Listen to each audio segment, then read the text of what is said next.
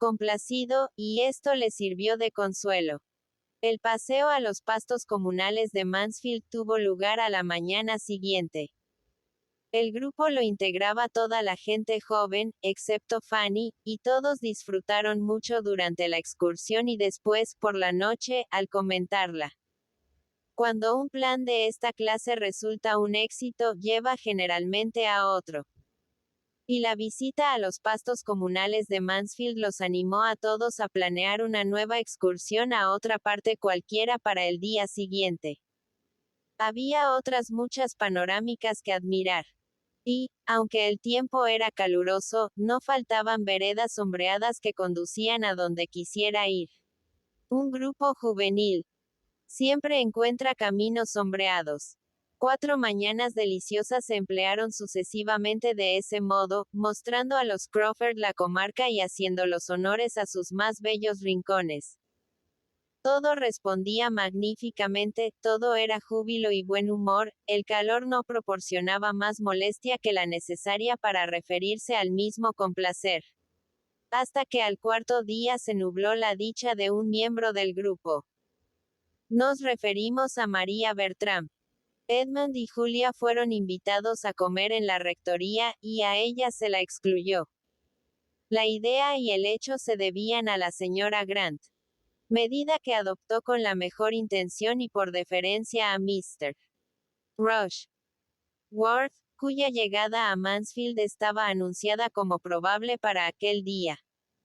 Pero María lo tomó como una grave ofensa y tuvo que emplear a fondo el freno de su buena crianza, sometida a la más dura prueba, para ocultar su rencor y su rabia hasta llegar a casa. Como Rushworth no se presentó, se hizo más duro el agravio, y ni siquiera tuvo el consuelo de demostrar el poder que sobre él ejercía. Tuvo que conformarse con mostrar su mal humor ante su madre, su tía y su prima, y proyectar toda la melancolía posible sobre la comida y los postres.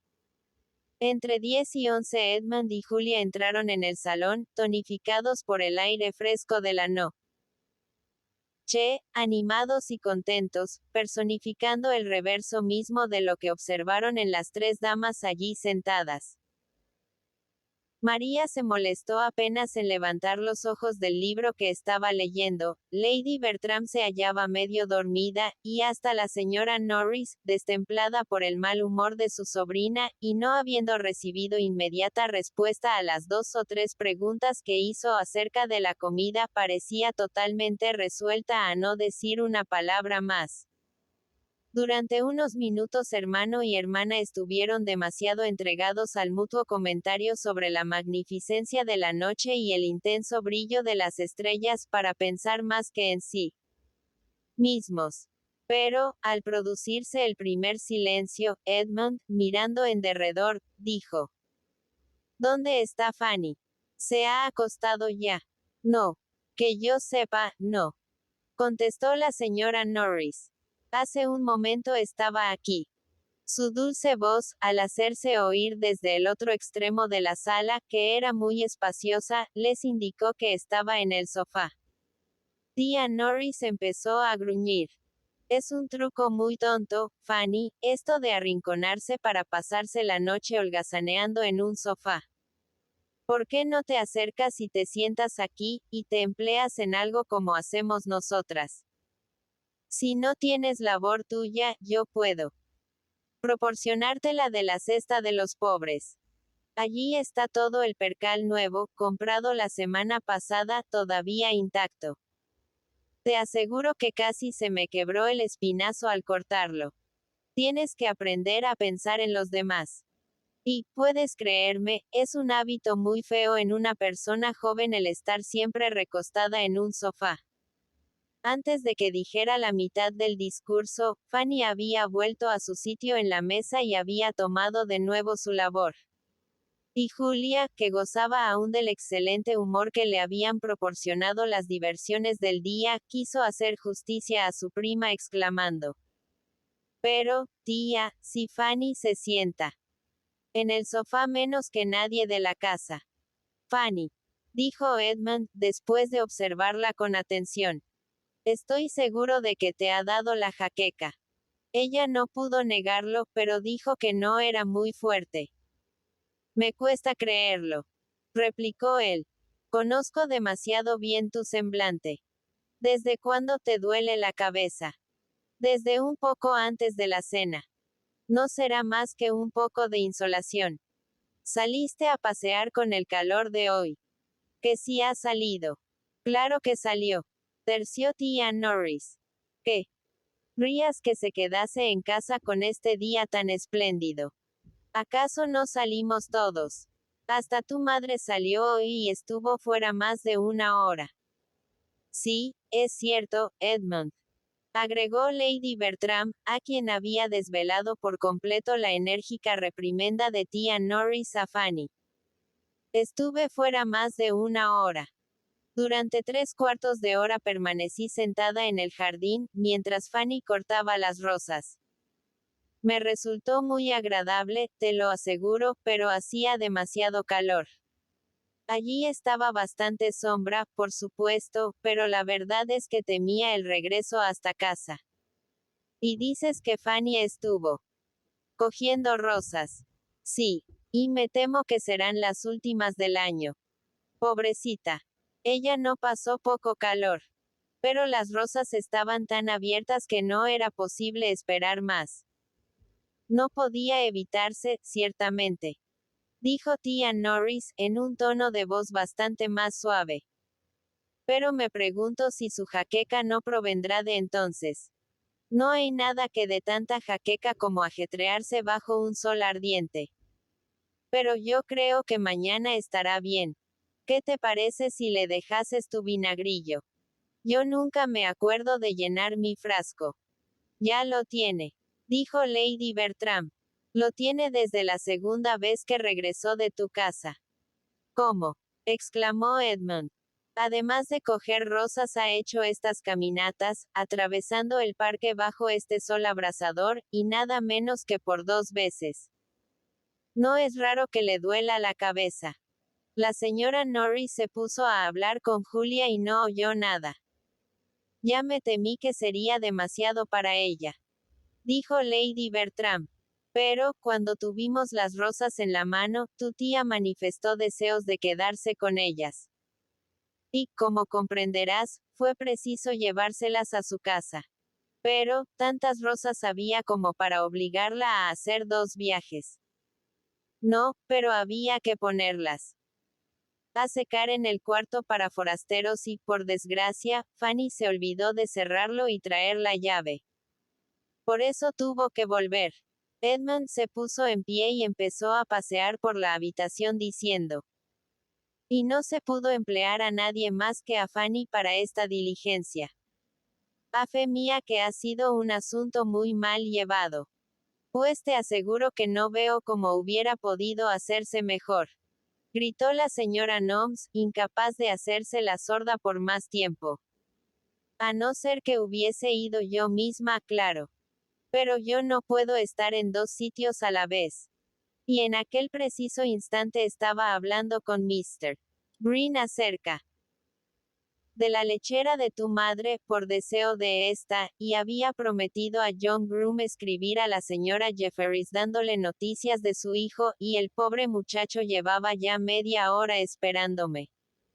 Me parece que nadie puede acusarme justamente de que me desentienda de las cosas en ninguna ocasión, pero la verdad es que no puedo hacerlo todo a un tiempo.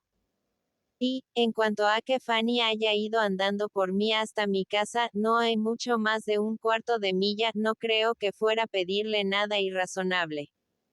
¿Cuántas veces no hago yo el mismo recorrido hasta 3 veces al día, mañana y tarde? Sí, haga el tiempo que haga. Y no me quejo por eso. Ojalá tuviera Fanny la mitad de tus fuerzas, tía. Si Fanny hiciera sus ejercicios físicos con más regularidad, no se rendiría tan pronto. No ha salido a caballo desde no sé cuántos días, y estoy convencida de que cuando no monta le conviene pasear. De haber salido antes con el caballo, yo no le hubiera dado el encargo. Pero creí que incluso le haría bien después de haber estado tanto rato con la cabeza inclinada sobre las rosas, tomando el sol, pues nada hay tan refrescante como un paseo después de una fatiga de esta clase, y, aunque el sol era fuerte, no hacía un calor exagerado. Entre nosotros, Edmund terminó, indicando con un movimiento de cabeza a su madre. Fue el cortar las rosas y vaguear al sol entre las flores lo que le hizo daño. Me temo que esto fue, en efecto, dijo Lady Bertram, mucho más cándida que su hermana y que casualmente oyó algo de lo que ésta acababa de manifestar. Mucho me temo que fue allí donde cogió el dolor de cabeza, pues hacía un calor como para matar a cualquiera. No sé cómo pude soportarlo.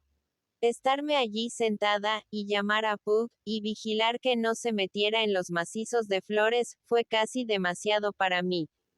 Edmund no dijo más a las dos señoras. Se dirigió con paso lento a otra mesa, en la que estaba aún la bandeja de la cena, llenó un vaso de madeira para Fanny y la obligó a bebérselo casi entero. Ella hubiera querido ser capaz de rehusarlo. Pero las lágrimas, que asomaron a sus ojos impulsadas por diversos y encontrados sentimientos, hicieron que le fuera más fácil engullir que hablar. A pesar de lo enojado que Edmund estaba con su madre y su tía, más lo estaba aún consigo mismo. Su propio olvido de ella era peor que todo cuanto las dos habían hecho. Nada de esto hubiera ocurrido de haberle guardado la debida consideración. Pero se la había dejado 4 días seguidos sin opción al ejercicio ni al trato con amigos y sin excusa alguna para eludir cualquier insensatez que pudieran encargarle sus tías. Se avergonzó al pensar que durante 4 días se había visto imposibilitada de montar y se hizo la firme promesa, por mucho que le contrariase privar de un placer a Miss Crawford, de no permitir que aquello volviese a ocurrir nunca más. Fanny fue a acostarse con el corazón tan repleto de emociones como en la noche de su llegada a Mansfield Park.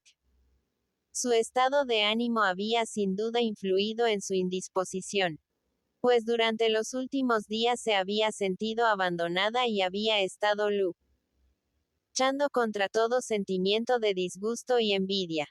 Al recostarse en el sofá, en el que se había refugiado con el deseo de pasar inadvertida, el dolor de su alma superaba en mucho al de su cabeza. Y el súbito cambio que en el estado de su espíritu habían producido las atenciones de Edmund hizo que casi no supiera cómo soportar su emoción. Capítulo 8. Los paseos a caballo de Fanny se reanudaron al día siguiente. Y como la mañana era fresca, agradable, menos calurosa que las inmediatas anteriores, Edmund confió en que no tardaría en resarcirse de la salud y el goce perdidos. A poco de haber salido ella de paseo, llegó Mr. Rushworth en compañía de su madre, que acudió en visita de cortesía y dispuesta a mostrarse especialmente cortés al insistir para que se llevara inmediatamente a la práctica el plan de visitar Sotherton, que se había esbozado 15 días atrás y que se había dejado dormir, a causa de haber tenido que ausentarse ella de la finca. A la señora Norris y a sus sobrinas les hizo mucha ilusión que se sacudiera el polvo del citado proyecto, y se señaló una fecha próxima que fue aceptada, a condición de que Henry Crawford no tuviera otro compromiso contraído con anterioridad. El joven elemento femenino tuvo buen cuidado de introducir esta salvedad, y aunque tía Norris de buena gana hubiera respondido por él, ellas no quisieron autorizar esta libertad ni correr el riesgo. Al fin, después de atender a una insinuación de María Bertram, Mr. Rushworth descubrió que lo más propio era que él se llegara a la rectoría sin perder más tiempo, hablase directamente con Henry y le preguntase si el jueves le iría bien. Antes de que él volviera, se presentaron la señora Grant y Mary Crawford. Como llevaban algún tiempo fuera de casa y habían seguido un camino distinto hasta allí, no se habían tropezado con él. Sin embargo, se dieron confortadoras esperanzas de que encontraría en casa a Mr. Crawford. Se habló, naturalmente, de la proyectada excursión a Southerton. Era casi imposible, desde luego, que se hablara de otra cosa, pues tía Norris estaba la mar de ilusionada por ello. Y la señora Rushworth, mujer ingenua, afable, insulsa y pomposa, que no concedía importancia a nada que no estuviera relacionado con sus propios asuntos y los de sus hijos, no había abandonado aún su insistencia cerca de Lady Bertram para que se uniera a la partida. Lady Bertram no hacía más que rehusar. Pero su modo suave al negarse hacía que la señora Rushworth siguiera pensando que deseaba aceptar, hasta que el mayor número de palabras y el tono más alto empleados por tía Norris la convencieron de lo contrario.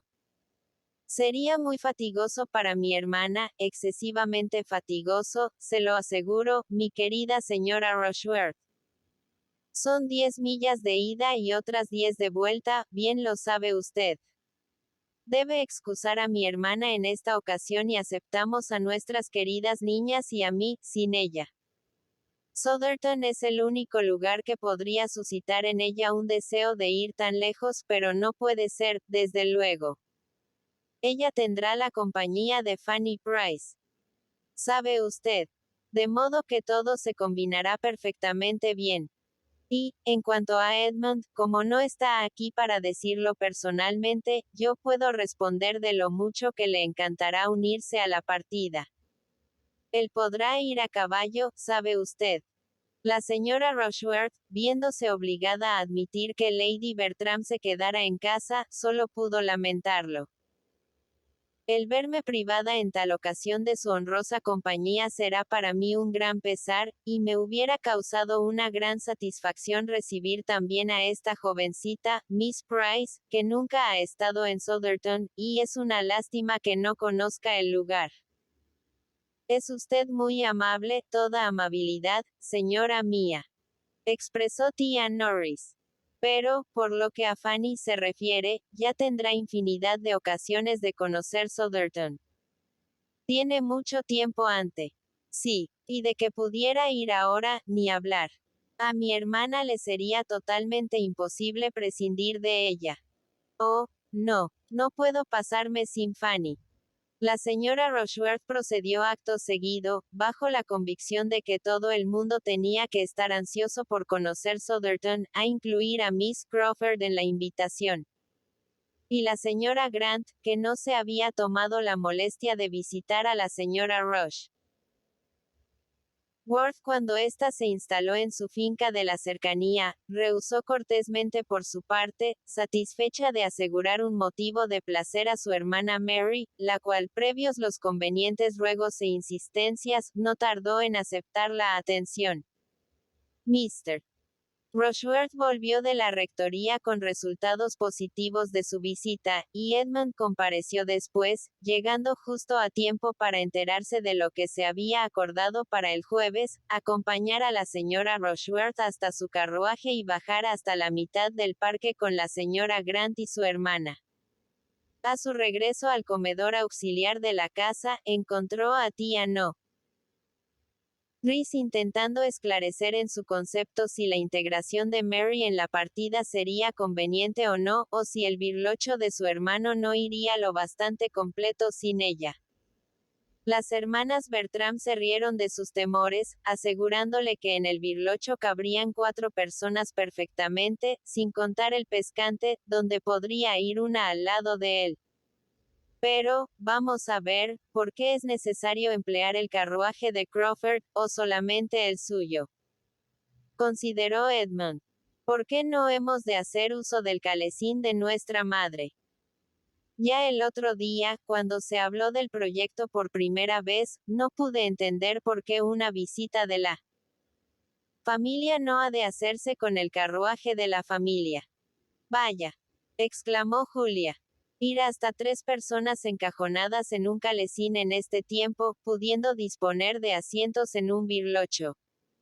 No, mi querido Edmund, esto sí que no resultaría.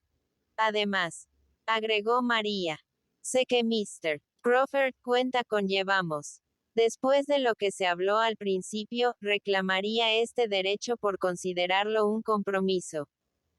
Y, mi buen Edmund, añadió tía Norris. Sacar dos carruajes cuando con uno basta sería buscarse molestias inútiles.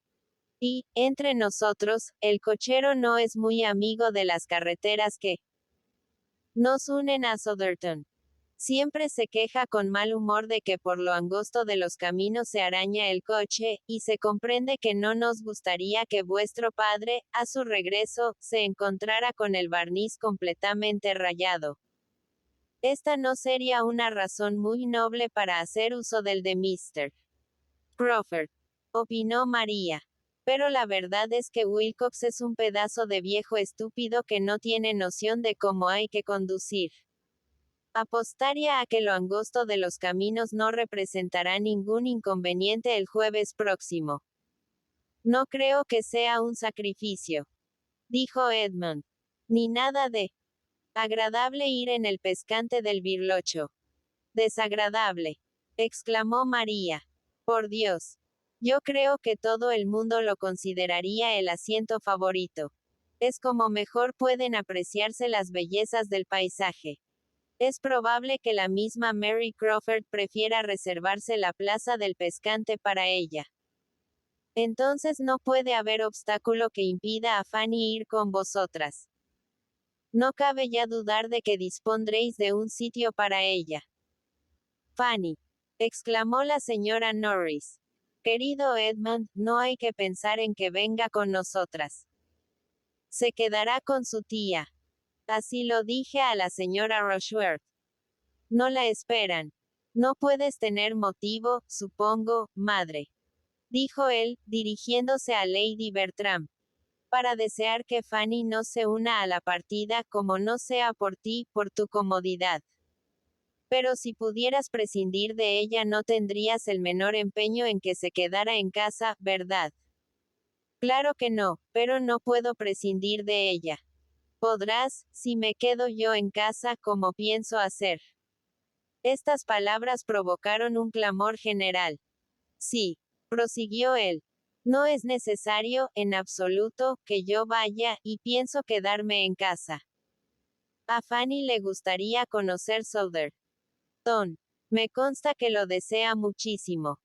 Pocas veces se le da una satisfacción como esta, y estoy convencido, madre, de que te gustaría proporcionarle ahora este placer. Oh, claro, mucho me gustaría. Siempre que tu tía no vea algún inconveniente. Tía Norris se apresuró mucho a exponer el único inconveniente que podía existir aún. El de haber asegurado decididamente a la señora Rushworth que Fanny no podría ir, y el efecto tan raro que, por consiguiente, produciría el llevarla, lo que le pareció una dificultad totalmente imposible de superar. Causaría el efecto más desastroso. Sería un proceder tan sumamente descortés, tan rayano en falta de respeto para la señora Rushworth, cuyo modo de comportarse era precisamente ejemplo de hidalguía y buena educación, que ella no se veía capaz de afrontarlo. La señora Norris no le tenía ningún afecto a Fanny, ni jamás había sentido deseos de proporcionarle satisfacción alguna.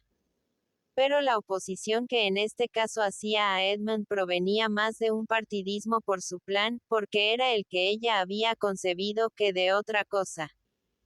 Consideraba que lo había combinado todo magníficamente bien y que cualquier alteración solo serviría para estropearlo. Por eso al replicarle Edmund, lo que hizo en cuanto ella tuvo a bien prestarle oídos, que no tenía por qué preocuparse de lo que diría la señora Rushworth, pues al cruzar con ella el vestíbulo había aprovechado la oportunidad para decirle que Fanny Price se uniría probablemente a la partida y había recibido en el acto una invitación más que suficiente para su prima. Tía Norris se sintió demasiado humillada para rendirse con mucha elegancia y se limitó a decir: está bien, como tú quieras. Combínalo a tu manera. Te aseguro que a mí tanto me importa. Es de un efecto bastante raro. dijo María. Que te quedes tú en casa en lugar de Fanny. Creo que Fanny debería agradecértelo muchísimo, añadió Julia, apresurándose a abandonar la habitación apenas acabó de pronunciar estas palabras, al darse cuenta de que también pudiera ser ella quien se ofreciese para quedarse en casa. Fanny sentirá toda la gratitud que pueda merecer una cosa así, dijo Edmund por toda réplica, y quedó agotado el tema.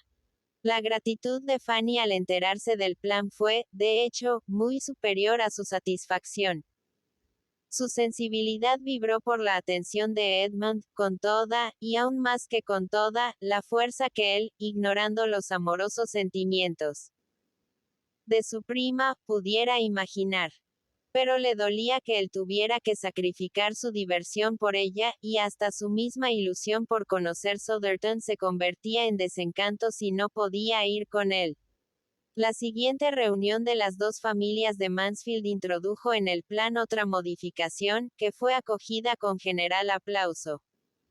La señora Grant ofreció quedarse aquel día en Mansfield Park para acompañar a Lady Bertram, en vez de Edmund.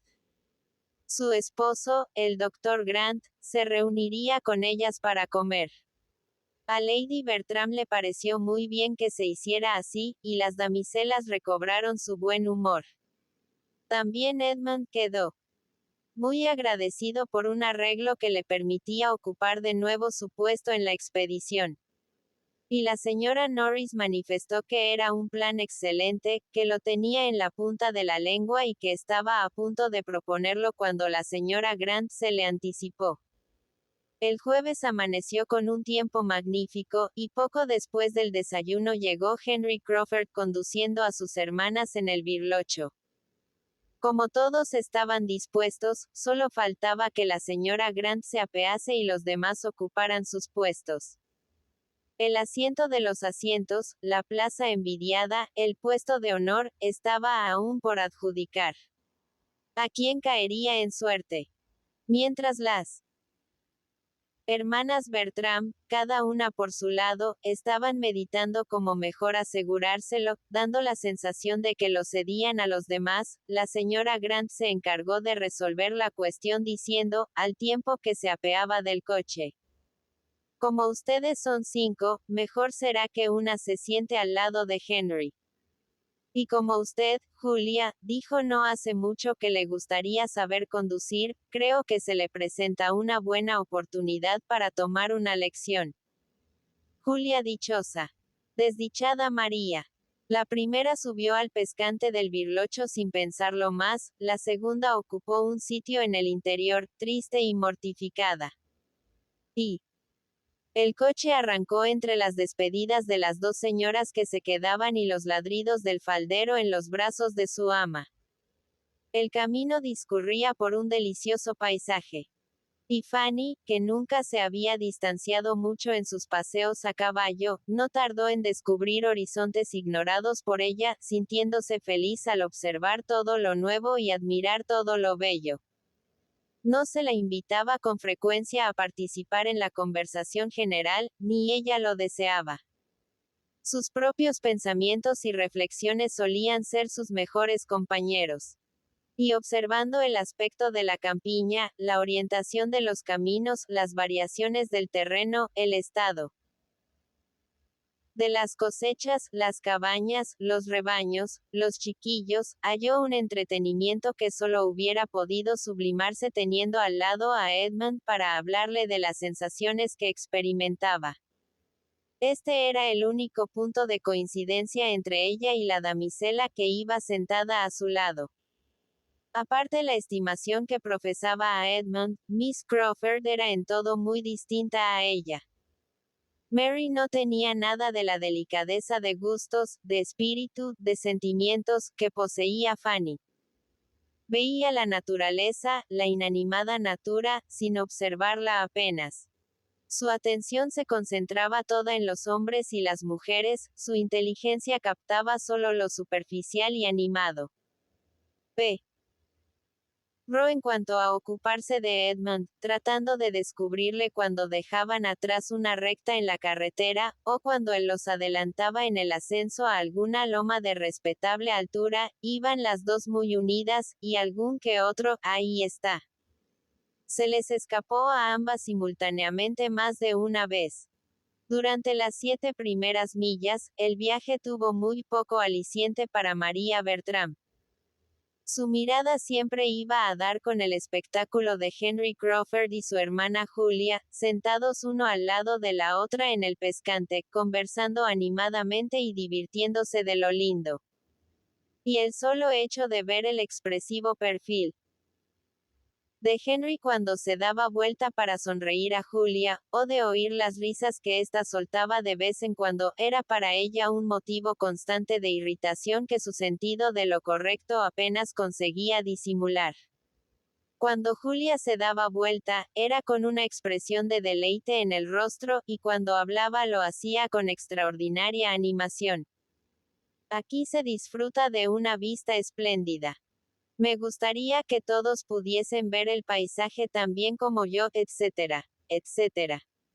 Pero su única oferta de permuta la hizo a Miss Crawford, cuando lentamente alcanzaban la cima de un extenso collado, y cuanto en sus palabras hubo de invitación no pasó de esto. Aquí se quiebra el paisaje en un estallido de magnificencia. Quisiera ofrecerle mi asiento. Pero ya veo que no querrá aceptarlo, ni siquiera permitirá que insista. Y Miss Crawford apenas pudo contestarle antes de que se encontrasen ya corriendo a buena marcha por la otra vertiente. Al adentrarse en la zona de influencia de Southerton, María Bertram, de quien pudiera haberse dicho que tenía un arco con 2 cuerdas, empezó a sentirse mejor. Tenía sentimientos Rushworth y sentimientos Crawford. Y, en la vecindad de Southerton, los primeros ejercían una influencia considerable. La importancia de Mr. Rushworth era también la de ella. No pudo decir a Mary Crawford que aquellos bosques pertenecían a Southerton, ni comentar distraídamente que creía que los campos que ahora atravesaban eran todos, a uno y otro lado de la carretera, propiedad de Mr. Rushworth, sin que latiera con júbilo su corazón. Y su satisfacción iba en aumento a medida que se aproximaban a la importante mansión feudal y antigua residencia solariega de la familia. A partir de ahora ya no tendremos mal camino. Se acabaron las molestias. Lo que queda de carretera es como debe ser. Mr. Rushworth lo ha hecho, después de heredar la finca. Aquí empieza la aldea. Aquellas cabañas son, realmente, una ignominia. La aguja de la iglesia es conocida por su notable hermosura.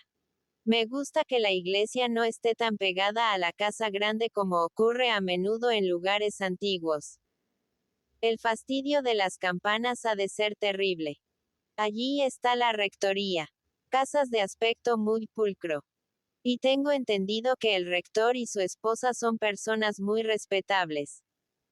Aquellos son casas de beneficencia, fundadas por miembros de la familia.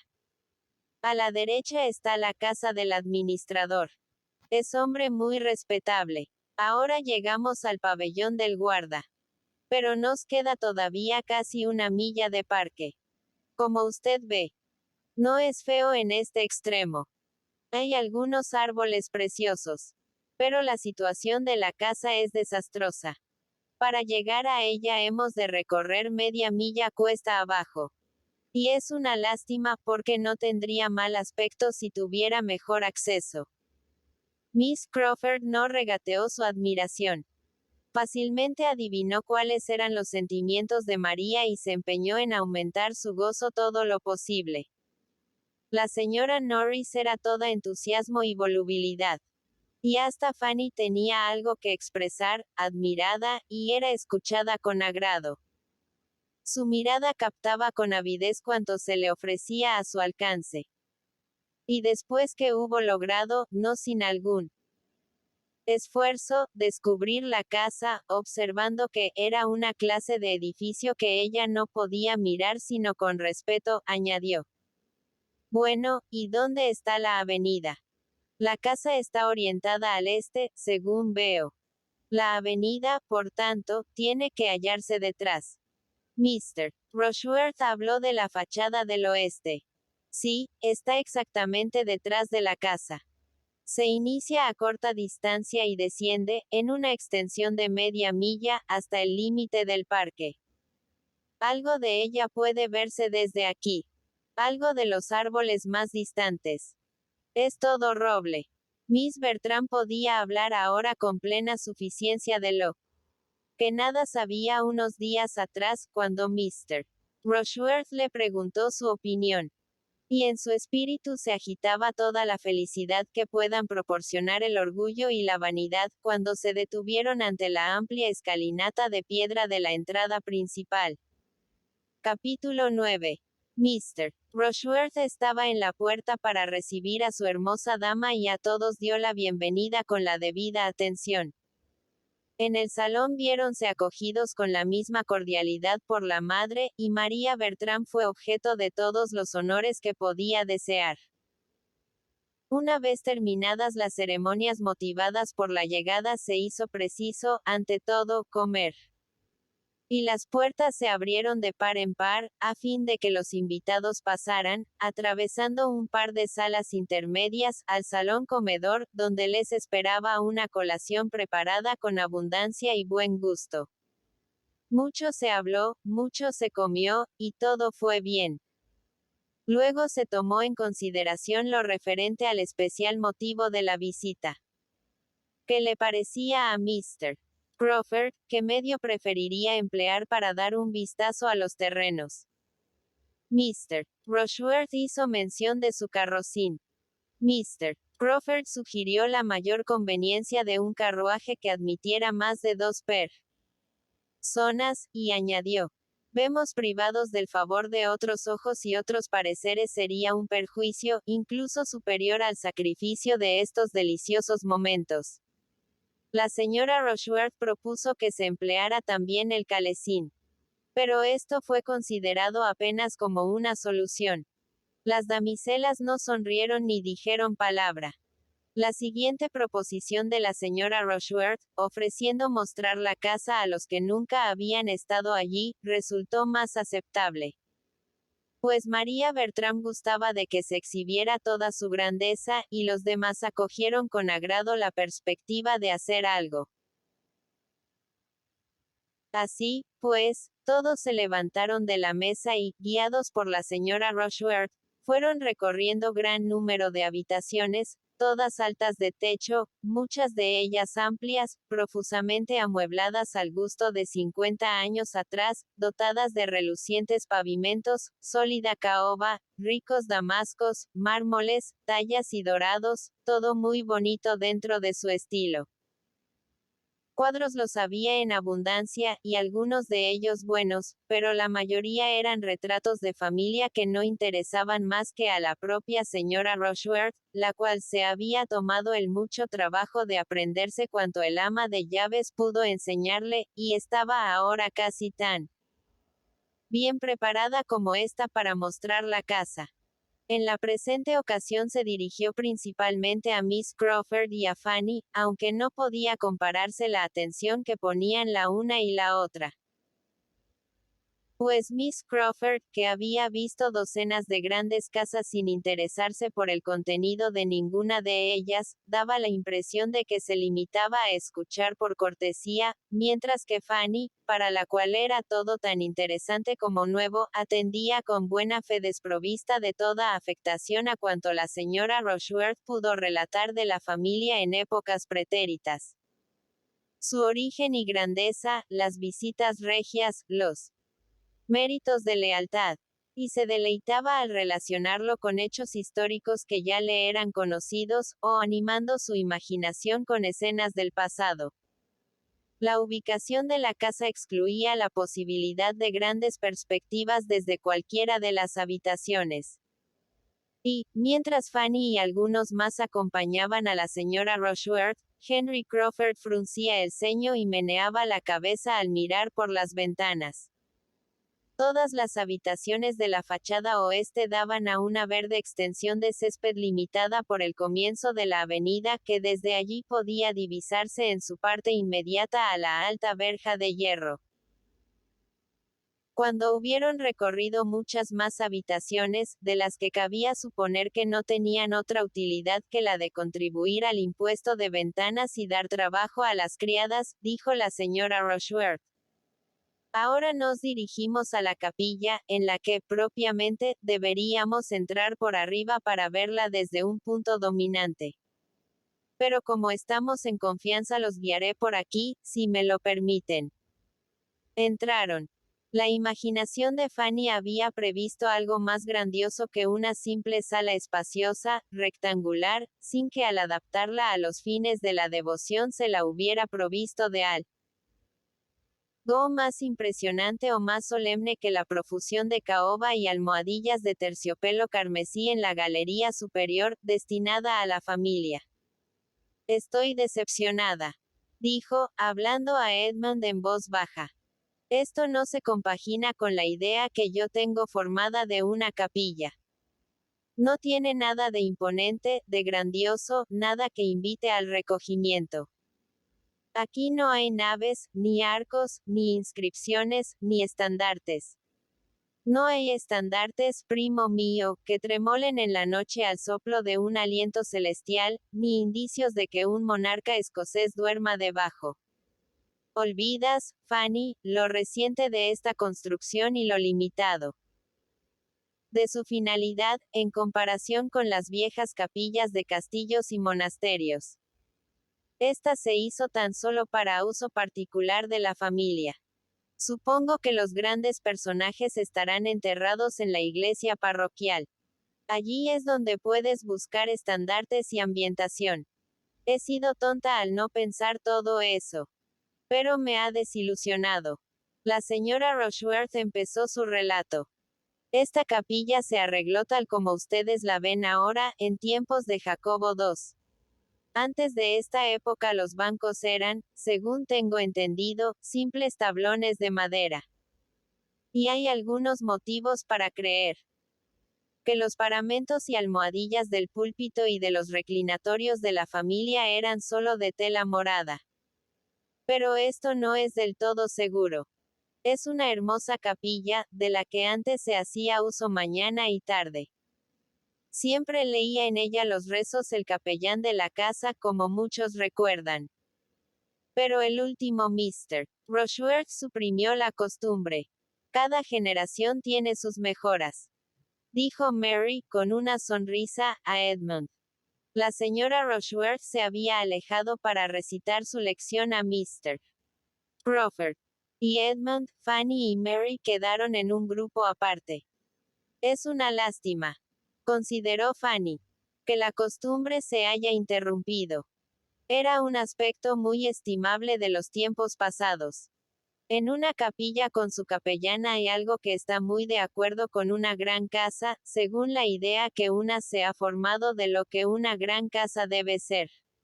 Qué bonito ver a toda una familia que se reúne regularmente para rezar. Muy bonito, ya lo creo, exclamó Miss Crawford, riendo. Debe hacer un gran bien a los cabezas de familia eso de obligar a las pobres criadas y a los lacayos a que dejen su trabajo o su recreo para venir aquí, a rezar, 2 veces al día, mientras ellos mismas inventan excusas para escabullirse. Fanny apenas puede concebir así una reunión de familia, observó Edmund. Si el señor y la señora de la casa no asisten, la costumbre reportará más daños que beneficios. De todos modos, es preferible dejar que la gente proceda de acuerdo con su conciencia en estas cuestiones. A cada cual le gusta seguir su camino. Escoger la hora y el modo de practicar la religión. La obligación de asistir, la ceremonia, la coerción, la duración. Todo eso resulta algo espantoso que a nadie gusta. Y si las buenas gentes que solían arrodillarse y bostezar en esa galería Hubiesen llegado a prever que vendrían tiempos en que hombres y mujeres podrían permanecer otros 10 minutos en la cama a la hora de levantarse cuando despertasen con dolor de cabeza, sin temor a verse reprobados por haber faltado a la capilla, hubieran saltado de gozo y de envidia. No os imagináis lo muy contrariadas que las bellas, antiguas moradoras de la casa de Rushworth, acudirían más de una vez a esta capilla. A las jóvenes damitas, leonoras o brígidas, muy tiesas y embaradas para fingir piedad, pero con las cabezas llenas de algo muy distinto, especialmente si el capellán no era hombre digno de que se le mirase. Y me figuro que, en aquellos tiempos, los sacerdotes eran aún inferiores a los de ahora. Pasaron unos momentos sin que nadie contestara. Fanny se sonrojó y miró a Edmund, pero estaba demasiado enojada para hablar. Y él necesitó concentrarse un poco antes de poder decir. Su espíritu animado y bullicioso apenas le permite estar seria aun tratando de cosas serias. Nos ha trazado usted un esbozo divertido, y desde un punto de vista humano no puede decirse que no fuera así. Todos tropezamos, a veces, con la dificultad de no poder fijar nuestra atención como desearíamos. Pero si supone usted que es cosa frecuente, es decir, una debilidad convertida en hábito por negligencia, ¿qué podría esperarse de la piedad privada de esas personas? ¿Cree usted que las mentes a las que se les permite, a las que se les consiente que divaguen en la capilla, se recogerían mejor en un gabinete íntimo? Sí, es muy probable. Cuando menos tendrían dos contingencias a su favor. Habría menos motivos para distraer su atención y la prueba no sería tan larga. La mente que no lucha contra sí misma en una de las circunstancias, creo yo que hallaría motivos de distracción en la otra. Y la influencia del lugar y del ejemplo puede muchas veces suscitar mejores intenciones que las que se tuvieron a entrar. Sin embargo, admito que la mayor duración del servicio represente, a veces, un esfuerzo excesivo para la atención. Uno desearía que no fuese así. Pero aún no ha transcurrido bastante tiempo desde que abandoné Oxford para olvidar lo que son los rezos de la capilla. Mientras así se hablaba, los demás invitados se habían esparcido por la capilla. Y Julia hizo que Mr. Crawford se fijara en María, diciendo: Fíjate en Mr. Rushworth y en mi hermana, uno al lado del otro, lo mismo que si fuera a celebrarse la ceremonia. ¿Verdad? Que parecen completamente dispuestos. Henry sonrió, como asintiendo, adelantóse hasta María y dijo, con voz que solo ella podía oír: No me gusta ver a Miss Bertram tan cerca del altar.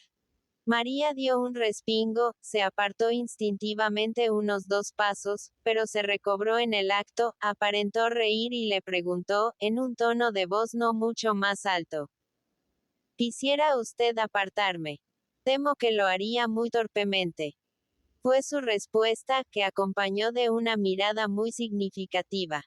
Julia, que al momento se reunió con ellos, siguió adelante con su broma. La verdad, es realmente una lástima que no tenga lugar ahora mismo. Solo falta la correspondiente licencia. Pues aquí nos hallamos todos reunidos, de modo que sería lo más práctico y agradable del mundo.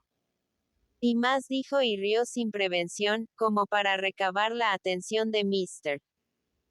Rushworth y su madre en tomo al tema, dando ocasión a que él susurrara sus galanteos al oído de su amada, y la señora Rushworth dijese, con dignidad y sonrisa apropiadas, que sería para ella el suceso más feliz cuando tuviese lugar. Si Edmund ya estuviera ordenado, exclamó Julia. Y, corriendo hacia donde se encontraba con Miss Crawford y Fanny, añadió: Querido Edmund, si ya hubiese sido ordenado podría efectuarse la ceremonia ahora mismo. Qué desgracia que todavía no lo estés. Mr. Rushworth y María están dispuestos. El rostro de Mary Crawford, mientras Julia hablaba, hubiera divertido a cualquier observador desinteresado. Parecía casi horrorizada ante la noticia que acababa de recibir. Fanny la compadeció. Por su mente cruzó esta reflexión. Qué mal les habrá haber dicho lo de hace un momento. Punto. Ordenarse. Exclamó Miss Crawford. De modo que va usted a ser sacerdote. Sí. Voy a ordenarme poco. Después del regreso de mi padre. Probablemente por Navidad. Miss Crawford, rehaciendo su ánimo y recobrando su temple, tan solo replicó. De haberlo sabido antes, hubiese hablado del clero con más respeto. Y cambió de tema. Poco después abandonaron todos la capilla, dejándola sumida en la paz y el silencio que reinaban en ella con pocas interrupciones, en el curso de todo el año. María Bertram, disgustada con su hermana, fue la primera en salir. Y todos parecían sentir que habían permanecido ya allí bastante tiempo. Habían visitado toda la planta de la casa, y la señora Rushworth, incansable en sus funciones, los hubiera llevado al piso principal dispuesta a mostrarles todas sus habitaciones, si su hijo no se hubiese interpuesto con la duda de que les quedase tiempo suficiente. Ya que, dijo, incurriendo en esa especie de argumentación redundante que otros muchos cerebros más preclaros no siempre consiguen eludir. Si alargamos demasiado el recorrido por el interior de la casa, luego no nos quedará tiempo para lo que tenemos que hacer fuera. Son más de las 2, y hay que cenar a las 5. La señora Rushworth se sometió. La cuestión de proceder al examen de los terrenos con quién y en qué forma, parecía que iba a debatirse en agitada sesión, y la señora Norris empezaba a disponer la combinación de carruajes y caballos más factible, cuando la gente joven, al encontrarse ante una puerta tentadora abierta a un tramo de escalera que conducía inmediatamente al césped y a los arbustos y a todas las delicias de un jardín de recreo, como obedeciendo a un mismo impulso, a un mismo anhelo de aire y libertad, se deslizó por ella al exterior. Podríamos dar una vuelta por aquí, de momento, propuso la señora Rushworth, haciéndose cortésmente eco de aquel deseo, y siguiéndoles. Aquí está la mayor parte de nuestras plantas, y aquí los curiosos faisanes. Me pregunto, dijo Henry Crawford, observando en derredor. ¿No podríamos hallar algo en que empleamos aquí, antes de ir más lejos? Mr. Rushworth, veo unos bancos de roca natural que prometen mucho. ¿No podríamos convocar a la junta en este prado? James, dijo la señora Rushworth a su hijo. Creo que a todos les gustaría recorrer el bosque. María y Julia Bertram no lo conocen todavía. Nadie objetó nada, pero por algún tiempo pareció que no había propensión a moverse para ningún plan ni a distancia alguna. Todos mostraron al principio su interés por las plantas o los faisanes, y todos se dispersaron gozando de la feliz independencia. Mr. Crawford fue el primero en alejarse para examinar las posibilidades que en aquel extremo ofrecía la casa. El terreno, limitado a ambos lados por altos muros, contenía, a continuación de la primera área con plantas, una bolera, y a continuación de la bolera una terraza sostenida por columnas de hierro, desde donde se descubrían las copas de los árboles del bosque contiguo. Era un ángulo excelente para la observación con espíritu crítico. A Mr. Crawford le siguieron pronto María Bertram y James Rushworth. Y cuando, poco después, los demás se reunieron en sendos grupos, Ed Moon, Miss Crawford y Fanny hallaron a los primeros en atareada consulta sobre las mejoras. Después de una breve participación en sus deliberaciones, los dejaron y siguieron paseando. Los tres restantes personajes, la señora Rushworth, la señora Norris y Julia, quedaban aún muy atrás. Pues Julia, cuya buena estrella no prevaleció mucho tiempo, se vio obligada a caminar al lado de la señora Rushworth y a refrenar la impaciencia de sus pies para acompasarlos a la marcha lenta de la dama. Y tía Norris, habiendo establecido contacto con el ama de llaves, que había salido para dar comida a los faisanes, se demoraba comadreando con ella. Pobre Julia. La única de los 9 que no estaba medianamente satisfecha de su suerte, sentíase ahora como si la hubieran castigado y tan distinta de la Julia que vino en el pescante del Birlocho como quepa imaginar. La cortesía que había aprendido a practicar como un deber, le hacía imposible la escapatoria. Mientras que la carencia de otros móviles más elevados para el dominio de sí mismo, de un sentido de la debida consideración al prójimo, de un conocimiento de su propio corazón, de esos principios de derecho, en fin, que no había formado parte esencial de su educación, hacían sentirse desgraciada bajo la esclavitud de aquel deber.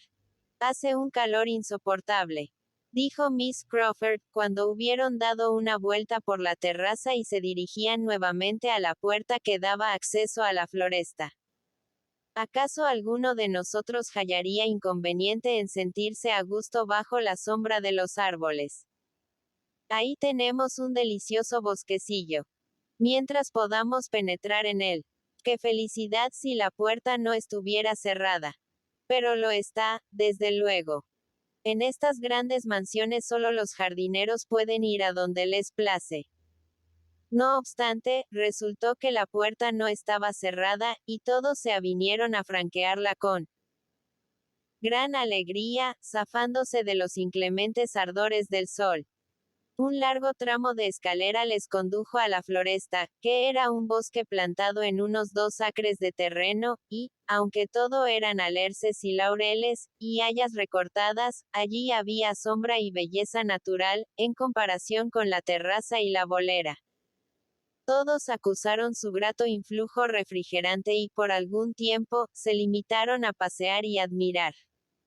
Al fin, rompiendo el silencio, Miss Crawford comentó. De modo que va a convertirse usted en un sacerdote, Mr. Bertram. Es una sorpresa para mí. Porque había de sorprenderla. Tenía usted que suponerme destinado a alguna profesión. Y pudo darse cuenta de que yo no era abogado, ni militar, ni marino. Muy cierto. Pero, en definitiva, no se me había ocurrido. Y ya sabe usted que suele haber un tío o un abuelo que deja una fortuna al segundón de una familia. Una costumbre muy encomiable, dijo Edmund. Pero no universal. Yo soy una de las excepciones y por serlo, debo hacer algo por mi cuenta. Pero, ¿por qué ha de ser clérigo? Yo creí que, en todo caso, eso era el destino del hermano más joven, cuando había muchos otros con derecho de prioridad en la elección de carrera. ¿Cree usted, entonces, que esta nunca se elige por vocación natural? Nunca es palabra atroz. Pero, sí. Aplicando el nunca de la conversación, que quiere decir no muy a menudo, yo lo creo así. A los hombres les gusta distinguirse, y en cualquier parte pueden conseguirse distinciones, menos en el clero. Un clérigo no es nadie. Supongo que el nadie de las conversaciones tendrá sus gradaciones, como el nunca. Uno sacerdote podrá no destacar por su brillantez o su elegancia. No deberá acaudillar turbas ni dar la pauta en la moda. Pero me es imposible admitir que no es nadie el individuo que labora en el terreno de mayor importancia para la humanidad, individual o colectivamente considerada, así para lo temporal como para lo eterno, quien cuida de la religión y la moral y, en consecuencia, de las costumbres que resultan de su influencia. En este aspecto, no hay quien pueda tachar de nadie al que ejerce este ministerio. Y si, en realidad, mereciera tan pobre concepto, sería porque descuida sus deberes, porque se concede más importancia de la que tiene, pisando fuera de su terreno a fin de aparentar lo que no debe. Usted concede más importancia a un sacerdote de la que una está acostumbrada a que le reconozcan, o de la que yo misma pueda atribuirle. Poco se notan los efectos de esa influencia benéfica en el seno de la sociedad, y cómo pueden adquirir tal prestigio y ejercer tal influencia en unos medios en que raramente se los ve. ¿Cómo pueden 2 sermones a la semana, aun suponiéndolos dignos de ser escuchados, conseguir todo eso que usted dice? Moderar la conducta y ordenar las costumbres de una numerosa feligresía para todos los días restantes. Apenas se ve a un sacerdote fuera del púlpito. Usted está hablando de Londres. Yo me refiero a la nación entera. Me figuro que la metrópoli es una bonita muestra de lo que